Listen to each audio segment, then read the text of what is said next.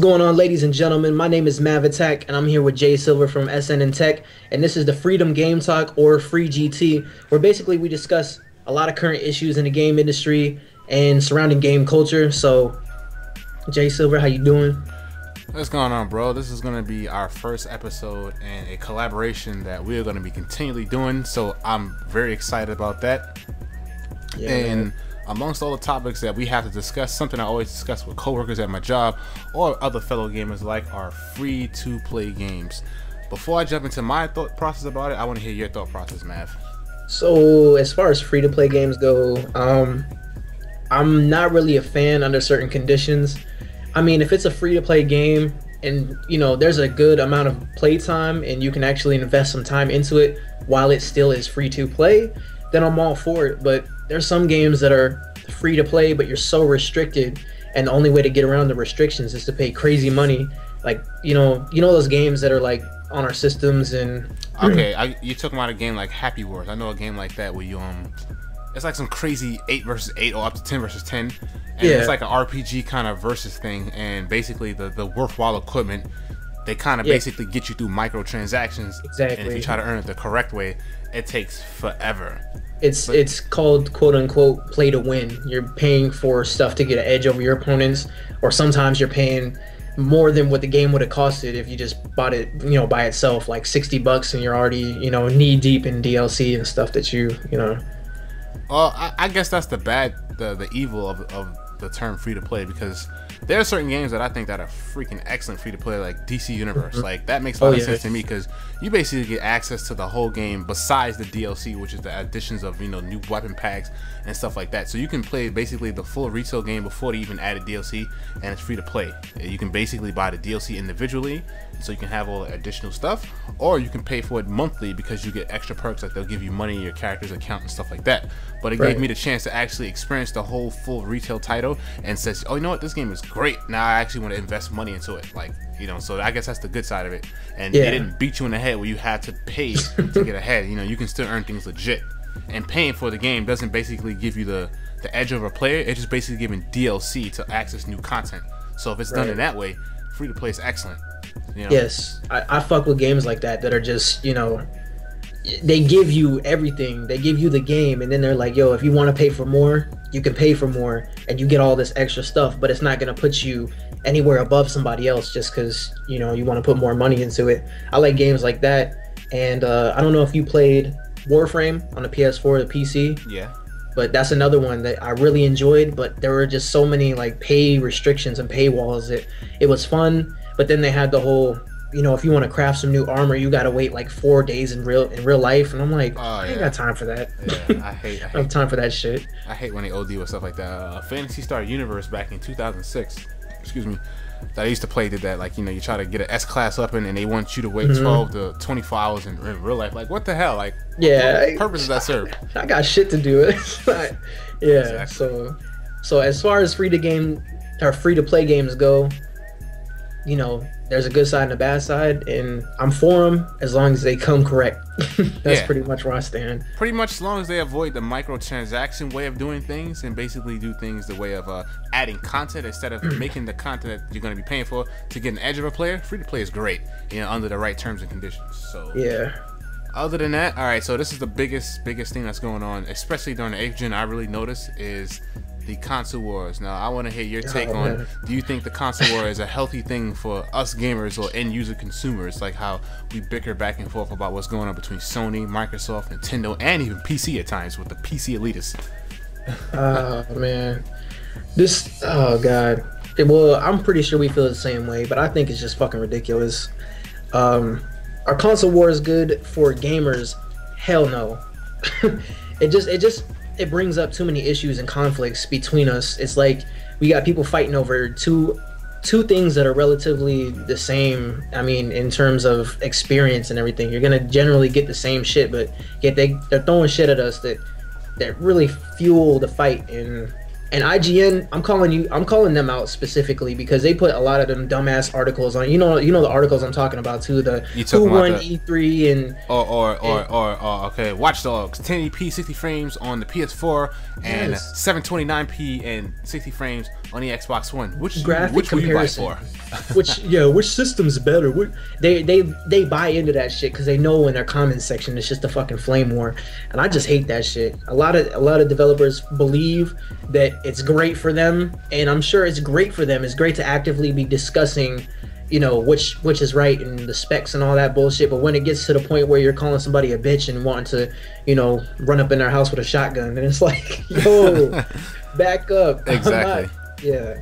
So that's how I feel. I don't feel like it's good for us. So yeah, I kind of agree. The only good aspect I can probably say about the console war, if a company like Microsoft, Sony, and Nintendo come with an innovative feature, it's competition between them. So now it forces Sony and Microsoft to step the game up. If Nintendo does something innovative, and vice versa. So if one of them does something innovative, it's better for us. So now we get better features, more things added to the consoles to be entertaining at the end of the day. But as far as console wars is concerned, it creates like people who tend to be one-sided with their consoles. So you'll have people throw out terms like Xbots, Sony Pony, Nintendrone, like those stupid things like that, and then they'll say their console is better, like they sat there and developed, like they're the part of the development team of the console for some weird reason. And they're refused to buy other exclusives, other exclusive for other titles to get that experience, because it's all about the games at the end of the day if you're a gamer.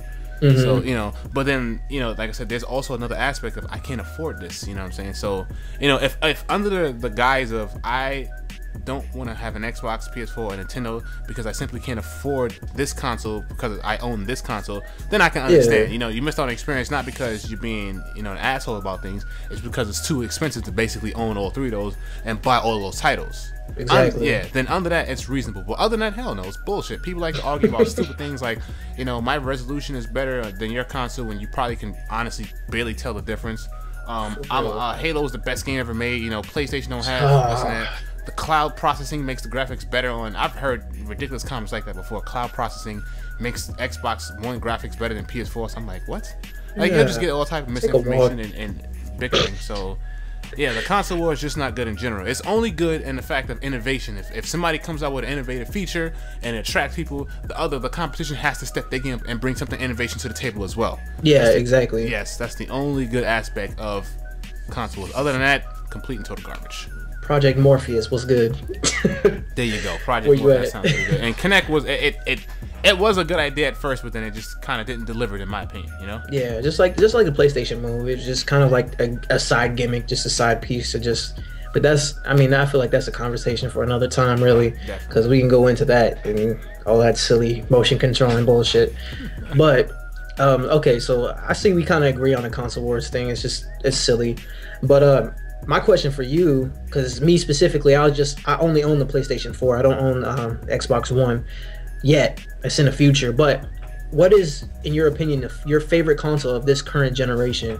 The PlayStation 4 or the Xbox One? Or I guess if you want to put Wii U in the mix, you can too. Nah, because I don't even own the Wii. And, okay. And it's kind of Nintendo's fault, man. Besides the lack of games, they online is horrible, terrible. I feel bad for them. Yeah, most of their freaking games don't even have voice community. Like that makes no sense to me with Nintendo to basically, give you online gaming, but then you eliminate voice chat. So the person might as well be next to me like most traditional Nintendo games are anyway. Yeah. But all right, so as far as the Xbox One and the PS4, my personal preference is the PS4 for 11 reasons. Being the controller, I like how fast the layout is. It's smooth, quick to the point. I like the little options that Sony gives you. Like, I feel like you got more custom control over your console rather than what Xbox do. Xbox does have more. It has its advantages as well. Say for example, there are more features enabled on the Xbox One, like suspend state, notifications. They Twitch. It goes with the whole website of Twitch TV. And Sony's, when you stream on a Sony PS4, it's basically people who look on a PS4 can only watch in-house. You know what I'm saying? You can still seek me out on a browser, but it's more in-house from the console itself. If you get what I'm trying to say. I feel like Sony doesn't try to nickel and dime you as far as like accessories go. And I'm glad they didn't include the PlayStation camera, because I look at both cameras as just a stream device. Yeah. And I just had like say for me, I have like a better overall experience with Sony. I feel like you get better value on the PS4 with the PlayStation Plus. I mean, Microsoft did step the game up. That's what I'm talking about, competition. Because now you got games with gold, and you didn't have that before, and you didn't even have it on Xbox One. But because of Sony's doing it, now it's like Microsoft is like, we gotta match that. You get what I mean? So, and, I guess you could say it's $10 cheaper. But the biggest perk for me is, like I said, the controller. Like that's like the core of gaming for me. You know, I'm not gonna sit here and say about 1080p 60 frames, because honestly speaking, I can't. Like I look at both games on the Xbox One, like Battlefield 4 and Battlefield. It's really hard to tell the difference. It's so little. I mean, 720p to 1080p is double the pixels. I understand that, but yeah, it's not that much discernible, because obviously the anti-aliasing and stuff like that is kind of the same on the same level as far as the GPU is concerned. But my personal pick is the PlayStation. You know, you can customize the hard drive. I'm sorry to cut you off. No, you're good. And I just recently learned that you can plug in any microphone while you're streaming, which I thought was a huge perk. You know what I'm saying? So that's just me. Which there's a video of that on your channel. If you want to see how to plug in any type of microphone in your system, check out Jay Silver's channel. You know what I'm saying? That's on there. But yeah, so you're saying generally they're both kind of, you're getting kind of the same experience, but with a few added features here and there. But you overall like the PS4 better. Yeah, I would like the PS4 better. Like I've been getting, like I said, I've run into a lot of issues with the Xbox One, but everybody's different. Like, you know what I'm saying? But like I said, it all stems from the controller. Yeah. Okay. And so since we're getting down into further into the systems, this is something that I get hyped. I get way too hyped up. But so your most anticipated games of current gen, so the later 2014 or 2015, so like kind of your anticipated, because I got this list in front of me, and we got Deep Down, Far Cry 4, The Order 1886, Bloodborne, Uncharted 4, Metal Gear Solid 5, The Division, Dying Light. So I mean, god damn, there's a yeah, you know what I'm saying? So if you can kind of like come off top and just the first one that just sticks out to you and is like, yo, I gotta fucking play that shit. I would say Metal Gear, because since you brought that, I almost forgot about the Phantom Pain. But you know, since they charge $30 for Ground Zero, a glorified demo, I feel like Konami is extracting $90 out of us, because I heard, you know, Ground Zero was supposed to be part of the Phantom Pain as one big game. But anyway, that's a whole other conversation for itself. The biggest game I would say right now, if I'm going to the end of 2014, obviously Destiny's been getting a lot of buzz. Beta's coming out this Thursday. So I'm looking forward to that. And The Order of 1886 was supposed to come out this year as well, but it got pushed back to 2014. So I want to see what that's about. You know, the graphics looks kind of crazy. I don't know if the game is actually going to be good. It's just from a graphical standpoint, it's just catching everybody's interest. You know what I mean? Yeah. I know the game is linear. You don't have open world to explore, so it's going to sound like a pick up and beat and leave alone type game, because there's no multiplayer. And besides that, like you said, Deep Down, which is supposed to be a PlayStation 4 Japanese exclusive, which pisses me the hell off. That game just looks so intriguing to me, because it's supposed to be like a Capcom's answer to Dark Souls, from what I've been hearing for rumors and stuff like that. But those will have to be my top 3 games as far as 2014 Little Big Planet. I'm not even gonna say Grand Theft Auto 5, because I own that for the 7th gen. Right. Yeah. So you said Metal Gear Solid 5, Destiny, and Deep Down are kind of like on your radar, like the top. Well, as far as Metal Gear is concerned, I gotta see how Konami's gonna price it. I got a feeling they're gonna price $60, but if it's under $60 because of the way they charge Ground Zero, I'll mess with Metal Gear. Though I know honestly they're not gonna lower the price, because they charge cheaper for Metal Gear Ground Zero. So but you know it's gonna be a last game regardless too. Yeah, I'm talking all that bullshit now, like, hey, Konami's extracting money out of me, but at the end of the day, I'm probably gonna be a sucker, because I'm a gamer. You know, for a video game, I'm probably gonna buy it anyway. I know you saw that 30-minute gameplay demo. Did you see that? Oh yeah, definitely. That's the reason why I'm like, you know, I'm probably still gonna buy it anyway. You know, I was sitting there with my hand in front of my face, just like, oh man, this shit's gonna be crazy. And I didn't even get to play Ground Zero, so I'm foolish for that. But that's where you can snatch up that PlayStation bundle for this week. Yep. That 2-for-1. Exactly. Sony is giving out 11 different bundles, 2-for-1. Basically, buy one get one free. The free is not of your choice, but what they choose for you in a bundle. And Metal Gear Solid Ground Zero is on PS3 though, not the PS4. Unfortunately. That would be exactly.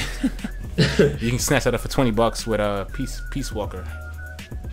I think I might go for that once I get this PlayStation Plus back. But as far as my anticipated list, it's hard for me personally. I can't really decide. I mean, you got Dying Light 4-player co-op that's supposed to be free running through the city. I'm a sucker for open world type games, and like the division and the social aspect's got to be on point. I got to be able to drop in with my friends and just get busy. So it's like Dying Light, the Division. Man, I cry every time I see it. It's just so beautiful. But yeah, I agree. The Division, and then we got Far Cry 4 too on the other spectrum, which is, I mean, it's open world. It's a completely different setting in the Himalayas, and you can 2-player co-op through the main storyline. Open world. One of us can go aggro, the other one can go stealth and take out. Man, I don't even know. I gotta stop talking about it, for I gotta go use the bathroom because this shit is crazy. This shit is crazy. But I'd say probably the Division is my top. Like it's on the very top, because the social aspects of that and just everything else is, I don't know. You got to really see the gameplay and watch a lot of the demos to really grasp that game. And I bet you the controls are on point too. So that's on my top list. Okay, basically. Far Cry. It's probably the Division, Far Cry 4, and Dying Light are kind of like sitting at the top. Dying Light / Dead Island 2, because I don't really know. I'm a Dead Island sucker. I know you don't like the game. But I was about to say that. I was like, hold on, isn't Dying Light made by Dead Silver, which is the company that made? Nah, it's okay. That's Deep Silver is the publisher. Yeah, Deep Silver is the publisher of Dead Island 1, Dead Island Riptide, Dead Island 2, and Dying Light. So Deep Silver is the publisher, but it's shit. Oh, it's Techland that was the developer of Dead Island and Dead Island Riptide. So they got a different developer for Dead Island 2 and Dying Light. So different engine, different development company. So hopefully different game. Okay, yeah, I seen Dying Light. Supposedly Dying Light is supposed to be really good. When I watch it, it looks pretty interesting. But when I seen Deep Silver and titles with it, I was like, I don't know. Yeah, I don't know. It's like possibly. Oh god, that game. That's a discussion and a half for itself. Yeah, definitely. All right. So, any last statements about any of the 4 topic discussions we talked about before we wrap this up? I got nothing else really. I just, I'm really hoping that developers stop trying to like take every opportunity to pick money out of our pockets, whether it be taking actual gameplay out of games and releasing it as DLC, or doing the free-to-play limitations and all this stuff. I really hope they start getting their act together, but it's really on the gamers. It's like, if we keep buying into it, they're gonna keep making money off of it, so they're not gonna stop, and it's like a vicious cycle. So yeah, pretty much. You vote with your wallet, so they do fuckery, you support the fuckery, and you tell them, hey, it's okay for your fuckery because we're gonna buy it. We're gonna keep on buying. We're just gonna keep on buying that fuckery as long as we keep voting with our wallet. So yeah, I think ultimately it depends on us. Yeah, we got to take a stand. We got the freedom to do whatever we want. So, that's pretty much where I stand. Is we gotta say something. We gotta let them know we're not fucking punks, and we know what we want, and we know that y'all are trying to scam us. But then we got other people that are buying into it. So it's like, yo, use your freedom, man. I feel like it's a back and forth kind of thing. You know what I'm saying? Because a lot of people can say to rebuttal that, they're gonna be like, well, you don't have to buy. Obviously, you don't have to buy it, but people buy it anyway. So that's the whole, the whole purpose of we saying what we're saying. And then at the same time, I wish developers just wouldn't basically lay those traps anyway. I feel like you got a lot of misinformed people within the gaming industry who just don't know any better about a lot of things. Exactly. And 9 times out of 10, I got a couple friends who will just make up information out of the thin air, and I'll ask them, where did you get the information you got it from? And they can't answer it. They just, I don't know. Yeah, no, I understand the rebuttal, and I understand, just don't even fucking buy into it if you don't like it. That's true, but when they start to take shit out of our experiences and take shit out of our, out of something that we paid for, they start to remove shit from that, and we miss out on certain shit that we thought was going to be there. Then it's a fucking mental game. Then it's like, okay, so not only are you fucking with my pockets, but you're fucking with my head, and I don't appreciate that. Exactly. So I'm coming for you companies on site. And then, like I said, you're part of the industry as well, man. Like, that's like I feel like that's a waste of time too. Like, they want to experiment and like say, all right, maybe we can extract more money out of people if this works out. No, don't do that, man. Just stick to your traditional ways. Give us a great game, give us some DLC to a great game for your fans, and then keep it at that. Yeah. At the end of the day, it's all about making money, and they know what's right, and they're gonna do what they want to do. So, fuck it. Exactly. We gotta make a stand. Gotta make that stand. It's all about freedom. But yeah, I think that's about it for me. So this has been Mav Attack from youtube.com/Mav Attack and Jay Silver from SN Tech, and we out, y'all. Later. Yeah, we'll see you guys on the next episode of Freedom Game Talk, motherfucker.